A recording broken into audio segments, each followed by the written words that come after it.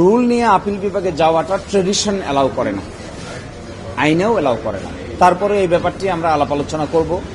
আমরা নিজেরা যাদের যাদের বিরুদ্ধে রুল জারি হচ্ছে সকলকে পার্টি করা হয়নি। সংসদ সদস্যদের ওথকে প্রস্তাবিত করা হয়েছে, কিন্তু সংসদ সদস্য কেউ তো রিটের পার্টি না। জুলাই সনদকে এগ্রিড বিষয় যে 30টা, এটিকে চ্যালেঞ্জ করা হয়েছে, অথচ জুলাই সনদে স্বাক্ষরিত কোনো পলিটিক্যাল পার্টি এই রিটের পার্টি না।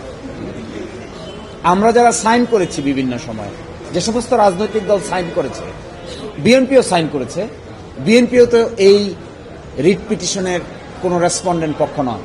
তাহলে এই রিট পিটিশনটা পক্ষ দোষে দুষ্ট আছে।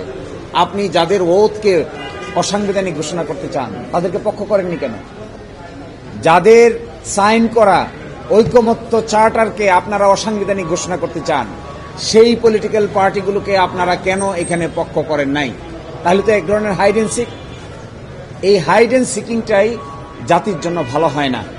যখন সদর দরজা দিয়ে নেওয়া সিদ্ধান্ত সকলে মিলে মাসের পর মাস এটিকে একটা রেস্টেড কোয়ার্টারের উদ্দেশ্যকে বাস্তবায়ন করার জন্য আদালতে সাবজেক্ট ম্যাটার করবেন, তখন ultimately it's becoming a danger